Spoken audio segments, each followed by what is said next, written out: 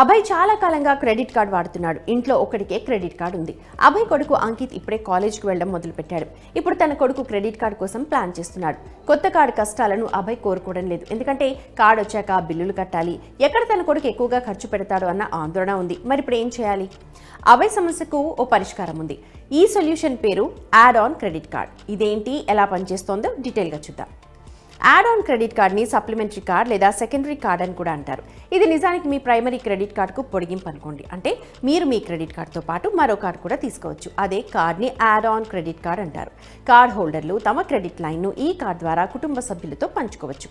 అదనపు కార్డుకు ప్రధాన కార్డు లాగే అదే క్రెడిట్ పరిమితి ఉంటుంది. ఒక విధంగా ఇది బ్యాంక్ ఉమ్మడి ఖాతా లాంటిది. దీనివల్ల పెద్ద బెనిఫిట్ ఏంటంటే యాడ్ ఆన్ క్రెడిట్ కార్డ్ మీ ఆర్థిక నిర్వహణను ఈజీ చేస్తుంది. క్రెడిట్ లిమిట్ షేర్ అయి ఉంటుంది. పైగా వేర్వేరు క్రెడిట్ కార్డ్ ఖాతాల అవసరం ఉండదు. దీనివల్ల క్రెడిట్ కార్డ్ ఖర్చులను మేనేజ్ చేయడంలో హెల్ప్ అవుతుంది. ఇవే కాకుండా వ్యక్తిగతంగా ఖర్చుల పరిమితిని కూడా సెట్ చేస్తుంది. ఈ సదుపాయం ముఖ్యంగా తల్లిదండ్రులకు చాలా ప్రయోజనకరంగా ఉంటుంది. తమ పిల్లలకు ఖర్చుల కోసం డబ్బులు ఇచ్చేవారు దానిని కంట్రోల్ చేయాలనుకుంటే వారికి ఇది ఉపయోగం. మీరు ప్రతి యాడ్ ఆన్ క్రెడిట్ కార్డ్ పై ఖర్చు పరిమితిని సెట్ చేయొచ్చు. అంటే మీరు మీకు నచ్చిన విధంగా దీనిని సెట్ చేసుకోవచ్చు. దీనివల్ల కుటుంబంలోని ఏ వ్యక్తి కూడా అవసరానికి మించి ఖర్చు చేయలేరు. మీ ప్రతి లావాదేవీని ట్రాక్ చేసుకోవచ్చు. క్రెడిట్ కార్డ్ స్టేట్మెంట్లో ఎవరు ఎక్కడ ఏ వస్తువుపై ఖర్చు చేస్తున్నారో తెలుస్తుంది.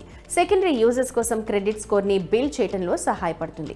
కార్డును సరిగా వినియోగించడం, సకాలంలో చెల్లింపులు చేయటం ప్రైమరీ సెకండరీ కార్డ్ హోల్డర్ల క్రెడిట్ స్కోర్పై సానుకూల ప్రభావం చూపుతుంది. మొదటిసారిగా క్రెడిట్ కార్డును ఉపయోగిస్తున్న లేదా వారి క్రెడిట్ హిస్టరీని మెరుగుపరచుకోవాలనుకునే వినియోగదారులకు ఇది ఉపయోగకరంగా ఉంటుంది. ఏదైనా అత్యవసర పరిస్థితిలో ఇది లైఫ్ లైన్గా పనిచేస్తుంది. కుటుంబ సభ్యులు విడివిడిగా నివసిస్తున్నట్లయితే లేదా ఎక్కడికైనా ప్రయాణిస్తున్నట్లయితే అత్యవసర పరిస్థితి తలెత్తితే కార్డ్ మీకు ఆర్థిక కవరేజ్ని అందిస్తుంది. ఇప్పుడు ఈ కార్డ్ కోసం ఎలా అప్లై చేయాలో చూద్దాం. దీని ప్రాసెస్ చాలా ఈజీ. బ్యాంక్ సైట్కి వెళ్ళి క్రెడిట్ కార్డ్ విభాగంలో ఈ కార్డ్ కోసం అప్లై చేయాలి. అప్లికేషన్ ఫామ్లో primary secondary card holder information ఇవ్వాలి. సెకండరీ కార్డ్ హోల్డర్ కోసం కొన్ని డాక్యుమెంట్స్ అడగొచ్చు, వాటిని సబ్మిట్ చేయాలి.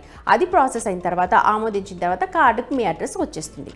కాబట్టి ఈ విధంగా మీరు మీ కుటుంబ అవసరాలకు అనుగుణంగా యాడ్ ఆన్ క్రెడిట్ కార్డ్ తీసుకోవచ్చు. ఇటువంటి ఇతర సమాచారం పొందడానికి Money9ని చూస్తూనే ఉండండి.